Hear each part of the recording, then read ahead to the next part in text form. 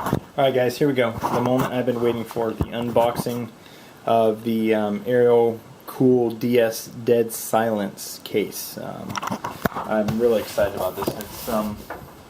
It's a cube style case for mini ITX and micro ATX motherboards. That's one of the things. I wanted to get something small that's quiet and has got a good layout inside. Like for example, I like having my power supply, my PSU, mounted on the bottom of my case as opposed to up higher. It's just the particular configuration that I like. I like keeping the extra weight on the bottom, and I just like the way it looks. So that this accomplishes that, in addition to just a bunch of other features that I like about this case. It may be a little bit wider because see, originally I had this mid-size case here. I don't remember the model number off the top of my head. You can check out one of my other videos to see about this case, and it's a little too big. The size of this case here wasn't really as much the issue of why I'm switching to this Dead Silence, the DS case here, but there's a couple other issues with too much airflow and letting dust in, and it was a little too noisy because there's so many ventilation holes in this case that you can hear the fans very easily. So that's another reason why I'm switching to this, because it's quiet, has a little bit more focused airflow, it doesn't have quite so many ventilation holes everywhere, and it is a little wider than I would have liked, but that's because the motherboard, as you'll soon see, is able to be mounted horizontally. In fact, that's how it's supposed to be mounted, which is a little different. I'll see if I like that. Right out of the bat, I think I do like that idea, because I've got this massive heatsink, a Master Cool heatsink, and with my motherboard mounted vertically, that's a lot of weight to be put on the screws on the CPU mounts, in my opinion. I don't know. I think having a horizontal mount is going to be a really good idea. Here, let's dig into this thing here. I'll go over a sort of build guide when I'm done unboxing this, as I'm actually putting all of my hardware, as you can see, sprawled all around here, into this case now that I've removed it out of that case. But for now, let's just get this unboxing. Here's my first time to see it too, guys, so at least in person. Alright, I bought this off of Amazon. I think it was about $111. Hold on a second, let me go ahead and use two hands to get it out of here. Always turn the box upside down, it works really well. Get these cases out. Holy cow. Alright, now, let's take a look at this thing here. Alright, so on the right hand side, some documentation.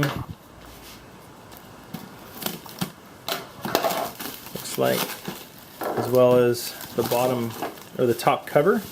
Yes, because this particular case has two different covers on it. It has a filtered cover that you can use, as well as a solid cover if you're not going to be using fans or radiators on the top of the case. We'll go over that in just a second here. So, it comes with a little manual, user's manual, as well as this case, or this top cover here. The user manual's got a lot of pictures in it. It looks really good. Actually looks very detailed. Oh my goodness. Nice. Okay, well, I don't need the user manual. Alright, so let's see what we got here.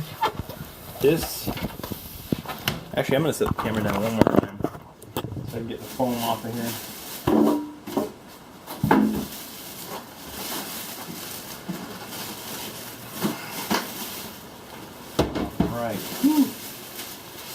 There we go. Here's the case. Alright, looks actually a little bit smaller than I realized it would be. So I love this matte. This is just a normal painted black side panel here, but the top as well as the front is this kind of, feels like rubberized matte black finish, and I actually really like it. I hope it doesn't scratch. I don't know if it would or not. On the top here we've got power reset, hard drive light, and then headphone and microphone jack. I don't know, does that microphone jack get used a lot? I pretty much never use mine because I've always got my microphone that I'm using off of my my webcam. so I don't know if people actually use that a lot. Nonetheless, it's there. We got USB 2.0, 3.0, and this is that cover I was talking about. So it has a lock or unlock function to it, and I guess once you unlock it, then you can just, there we go.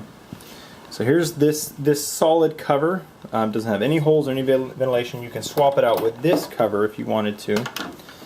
You'd have to take this unlock and lock switch out and put it in there. And then it would give you an option of putting fans or a radiator.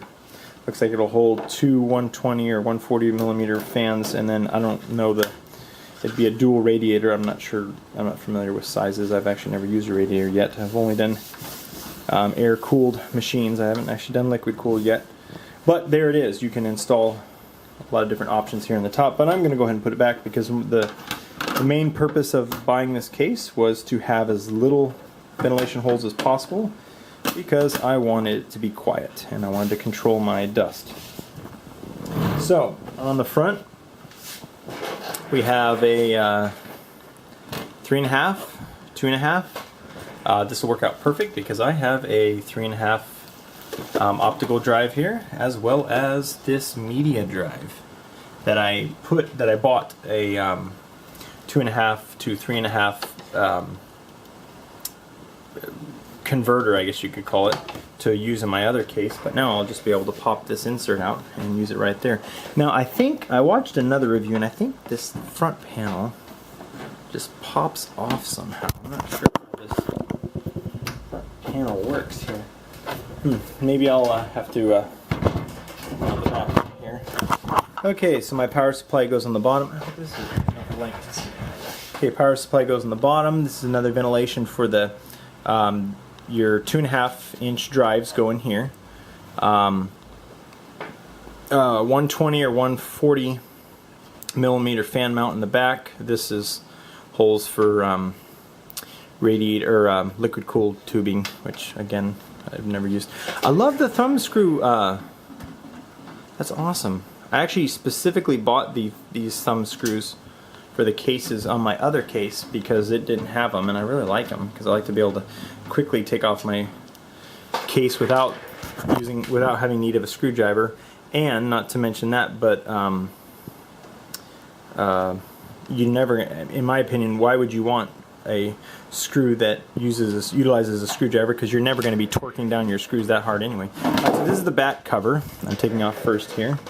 Let's go ahead and actually I'll set it in the box here so it doesn't get all scratched. And you can't really see a lot, so I'll flip around and take off this cover as well. The covers slide to the back. They slide towards the back of the machine to pull out, which is pretty normal. I have seen a couple cases that slide the other direction, which doesn't make sense to me. And there is the case, the inside of the case. So you can see here, here's your display. I forgot what these are called. Basically the PCI slot covers here. You have 4 of them. I forgot what the technical term for this is on your computer. The wow, it looks like it's actually set up out of the box for a mini ITX motherboard based on these standoffs, but it can also use a micro ATXs, which is what I have. Here is the box of screws, and other parts I'm assuming that are in here. Let's actually take a look at what's in here. Probably screws and we'll see what's in here. Zip ties, lots of screws, rubber grommets, and whoa, a 3.0 to 2.0 converter, I guess. I'm not sure what that is. Yeah, that's what it looks like. A USB. Here is the 3.5-inch hard drive base, 2 of them. See, another thing I like about this case is that there isn't a ton of room for storage, and that's okay because I don't really have that much storage, and I don't, any other, if I wanted to have a bunch of hard drives, I'm thinking I'm going to put those in a much more robust system than what I currently have. So why do I need all the, 8 or 5 or 6 hard drive bays if I'm only going to be filling up? There's just a lot of extra space. Now, I'm not sure the size of this fan. What is this fan? What is it? A 200 mil? This thing is huge. 200 millimeter fan. I wonder how quiet it is.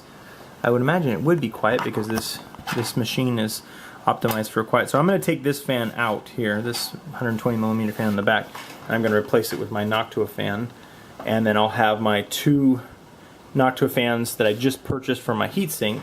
So effectively, when I'm all done, I'll have 1 fan in the front, 120 here, and 2 120s on my CPU or my heatsink. That'll equal 4 fans total. With this front fan, this fan is giant. I'm really anxious to see how much air this thing moves and how loud it is, but that is an amazingly big fan. Okay, so here's where the power supply goes. Looks like there's, ooh, this is really sweet. The filter for drawing air in from the bottom of the power supply, which is how I had it mounted before in my last case, which I think is a good idea. Drawing cold air in and then pushing the hot air from the power supply out the back. Rubber grommets for anti-vibration for their power supply. They say this will handle a full-size ATX power supply. Mine is not that big, as you can see.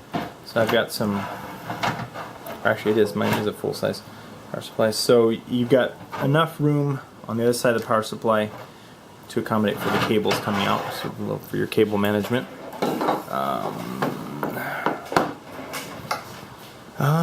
I want to get this front cover off. Actually, I'm going to go ahead and try to do that. I may stop the video in order to get this done.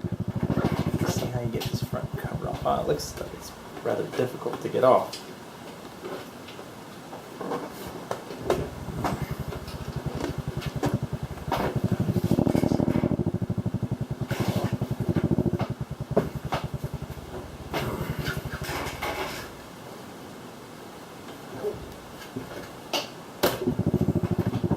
Okay, so here's the top cover I am taking off. I don't know if you guys can see what I'm doing here. Probably not. No, you can't see what I'm doing. Anyway, I'm taking the top cover off. I just snapped it off. And this will help me when putting my motherboard in there. There's all the IOs in the front, or on the top.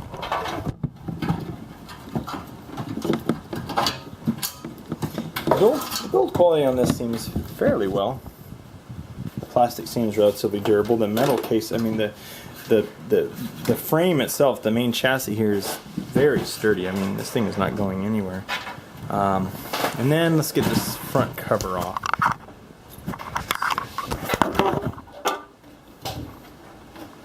It's got these little grommets that you have kind of pinch, come out. There we go. Wow, no filter. I was expecting a filter. There is no filter on the front of this thing here. But that's okay, because I don't think it's going to bring in a lot of air. So the air comes in through these holes on the sides here. Comes in and then basically hits this and then sucks in through the front here. Because it would go in the front like that.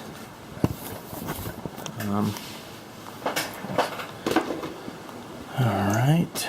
I want to see these. Oh, good. So if you remove these front covers here, looks like it's not a one-time removal. You can actually put them back because they snap back into place. That's one thing I was wondering about. And there you are. There's the case completely naked and ready to be built.